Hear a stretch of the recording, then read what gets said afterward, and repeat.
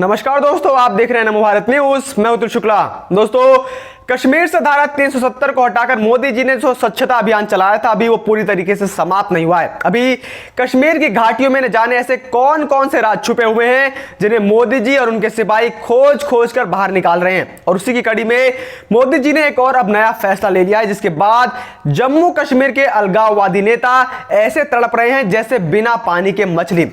जम्मू कश्मीर में 370 खत्म होने के बाद से विकास की रफ्तार पकड़ ली है। दूर दराज दुर्गम इलाकों में भी सड़कों पुलों का निर्माण तेजी से हो रहा है। जहां पिछले 70 सालों से सड़क नहीं बनी थी, पर्यटन कृषि एक बार फिर से दुगनी तेजी से हो रही है। तो वहीं अब सरकार ने 149 साल पुरानी परंपरा को खत्म करके 200 करोड़ की भारी भरकम पैसा बचा लिया है, जिसकी हर जगह तारीफ हो रही है। अब दोस्तों, क्या है मोदी का ये तर्क से निकला हुआ ये नया बाण, उसको जानने के लिए आप इस वीडियो को पूरा अंत तक देखते रहिए। लेकिन उससे पहले आप वीडियो को पॉज करिए और कमेंट बॉक्स में मोदी हैं तो मुमकिन है लिखना ना भूलें। दोस्तों, जम्मू कश्मीर जहां पर एक समय में आतंकियों ने अपना ननिहाल बनाया हुआ था और वहां की अलगाववादी सरकारों ने इन आतंकियों को इतनी ज्यादा छूट दे रखी थी कि आतंकी जम्मू कश्मीर में अपना पिकनिक मनाने आते थे। और इसलिए मोदी जी ने अब सबसे पहले अपने एक भरोसेमंद सिपाही सत्यपाल मालिक को जम्मू कश्मीर का उपराज्यपाल बनाया था। और मोदी जी ने उन्हें जिस काम के लिए कश्मीर भेजा था, उन्होंने वो काम किया भी। उन्होंने राज्यपाल बनने के बाद झटके में धारा 370 को खत्म करने में मोदी जी की मदद की। जब धारा 370 हटी तो उसके साथ ही जम्मू कश्मीर के अंदर हो रहे काले कारनामों और घोटालों की भी पोल खुलनी शुरू हो चुकी थी। पर्दा गिरते ही यह दिखने लगा कि किस प्रकार से स्पेशल राज्य का दौरा मिलने से वहां के अलगाववादी नेता भारत की आम जनता के टैक्स के पैसों से मलाई चाट रहे थे और भारत के आम जन का पैसों पर अपनी पार्टियां और अय्याशियां चल रही थी। भारत के टैक्स पेयर के पैसों से ये लोग आतंकी संगठनों तक के ऊपर पैसा लुटा भी रहे थे। और इसी से जुड़ी एक खबर मैंने आपको कल बताई थी कि कैसे जम्मू कश्मीर बैंक के जरिए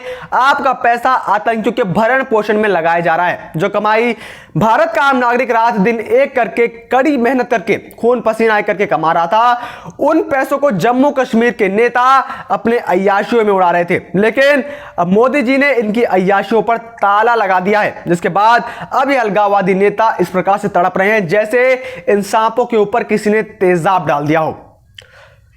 दोस्तों, जम्मू कश्मीर में चल रहे प्रशासनिक सुधारों की कड़ी में बुधवार को एक और अध्याय जुड़ गया। राज्य में 149 साल पुरानी कैपिटल मूव प्रथा आखिरकार खत्म हो गई। हर 6 महीने पर राज्य की दोनों राजधानियों जम्मू और श्रीनगर के बीच होने वाले दरबार मूव के खत्म होने से हर साल 200 करोड़ रुपए की बचत होगी। इस फैसले के बाद अब जम्मू और श्रीनगर दोनों जगहों पर सामान्य रूप से सरकारी ऑफिस काम करेंगे। राजभवन, सिविल सचिवालय, सभी प्रमुख विभागाध्यक्षों के कार्यालय पहले कैपिटल मूव के तहत जम्मू और श्रीनगर के बीच सर्दी और गर्मी के मौसम में ट्रांसफर होते रहते थे, मगर अब ऐसा नहीं हुआ करेगा। एक बार राजधानी शिफ्ट होने से करीब 110 करोड़ रुपए का खर्च आता था। अब आप पहले यह समझ लीजिए कि आखिर यह कैपिटल मूव प्रथा है क्या।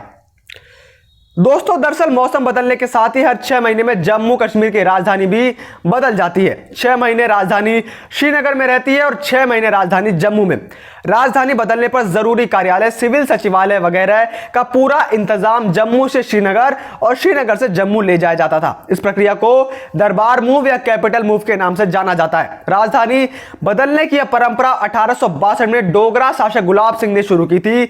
गुलाब सिंह महाराजा हरि सिंह के पूर्वज थे। हरि सिंह के समय ही जम्मू कश्मीर भारत का अंग बना था। दरअसल सर्दी के मौसम में श्रीनगर में असहनीय ठंड पड़ती है, तो गर्मी में जम्मू की गर्मी थोड़ी तकलीफदायक होती है। इसे देखते हुए गुलाब सिंह ने गर्मी के दिनों में श्रीनगर और ठंडी के दिनों में जम्मू को राजधानी बनाना शुरू कर दिया था। राजधानी शिफ्ट करने की इस प्रक्रिया के जटिल और खर्चीला होने की वजह से इसका विरोध भी बहुत अरसे से होता हुआ आ रहा है। लेकिन ऐसे में सवाल उठता है कि क्या इसका कोई और उपाय नहीं था? तो ऐसा नहीं है दोस्तों, इसका भी एक उपाय था, जिसे वहां के अलगाववादी नेताओं ने इसलिए खारिज कर दिया क्योंकि फिर उनकी अय्याशियां नहीं हो पाती। दरअसल कई बार जम्मू को राज्य की स्थायी राजधानी बनाने की मांग उठी थी, क्योंकि वहां साल भर औसत तापमान रहता है। गर्मी के दिनों में कोई खास गर्मी नहीं पड़ती, लेकिन राजनीतिक कारणों से ऐसा कभी संभव नहीं हो पाया, क्योंकि इन अलगाववादी नेताओं को आपके पैसों पर ऐश जो करनी थी। इनके एक बार के कैपिटल मूव में करीब 110 करोड़ रुपए का खर्च आता था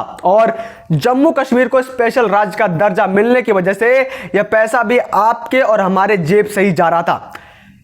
कैपिटल मूव एक बेहद ही जटिल काम था। इसमें सैकड़ों ट्रकों से ऑफिसों के फर्नीचर, फाइल, कंप्यूटर और अन्य रिकॉर्ड्स को शिफ्ट किया जाता था, जिसमें अंदर बहुत से डॉक्यूमेंट्स और प्रूफ्स को यह अलगाववादी नेता आसानी से हटवा देते थे या गायब करवा देते थे। और इसी वजह से जम्मू कश्मीर में रोशनी एक्ट जैसे घोटाले भी संभव हो पाए थे। इसमें एक साल में तकरीबन 200 करोड़ रुपए का खर्च आता था। अब अगर आप भारत की आजादी से लेकर अब तक इसका हिसाब लगाएंगे तो करीब 14,800 करोड़ रुपया अब तक हमारे और आपके जेब से सिर्फ इन नेताओं को अय्याशी कराने में जा चुका है। यह 14,800 करोड़ रुपए इतनी बड़ी रकम है जिससे न जाने कितनी राजमार्ग, कई बड़े बड़े पुल, गरीबों को मुफ्त में खाना, बच्चों को शिक्षा, मुफ्त स्वास्थ्य सुविधाएं और फ्री में वैक्सीनेशन सब कुछ सालों पहले से मिलना शुरू हो जाता, जिसके लिए आज ये अलगाववादी नेता और कांग्रेसी देश भर में शोर मचा रहे हैं कि सब कुछ फ्री में क्यों नहीं मिल रहा है। तो आज उन्हें पता चल जाए उसके लिए आप इस वीडियो को ज्यादा से ज्यादा शेयर जरूर करें कि अगर उन लोगों ने इन अय्याशियों पर देश का पैसा ना उड़ाया होता तो भारत कब का यह सब चीजें फ्री में दे रहा होता और आज भारत की इकोनॉमी चाइना से भी बड़ी होती। लेकिन अब मोदी जी के इस बड़े फैसले के बाद इनकी अय्याशियां अब रुकने वाली हैं।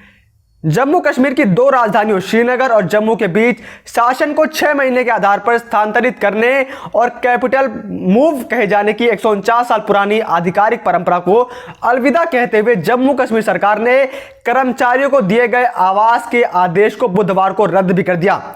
उपराज्यपाल मनोज सिन्हा ने 20 जून को कहा था कि प्रशासन ने ई ऑफिस में संक्रमण पूरा कर लिया है, इसलिए सरकारी दफ्तरों के द्विवार्षिक कैपिटल मूव की परंपरा को जारी रखने की कोई भी जरूरत नहीं है। जम्मू और श्रीनगर की दो राजधानियों में दरबार मूव आवास आवंटित भी किए गए थे। सभी अधिकारियों को 3 सप्ताह के भीतर इसे खाली करने के लिए भी हिदायत दी गई है। इस फैसले के बाद सरकारी दफ्तर अब जम्मू और श्रीनगर दोनों जगहों पर सामान्य रूप से ही काम करेंगे। जम्मू कश्मीर के स्टेट डिपार्टमेंट के पास 4,678 आवासीय इकाइयां हैं। इनमें से 3200 जम्मू में और 1,478 श्रीनगर में। कई कर्मचारियों के पास सरकार की ओर से कैपिटल मूव के तहत उपलब्ध कराया गया निजी आवास भी मौजूद है। अब उन अधिकारियों, कर्मचारियों की मौजूदा तैनाती के आधार पर लिस्ट जारी कर दी गई है और दोनों राजधानियों में से एक में कैपिटल मूव के तहत मिले आवास को खाली करने को भी कहा गया है।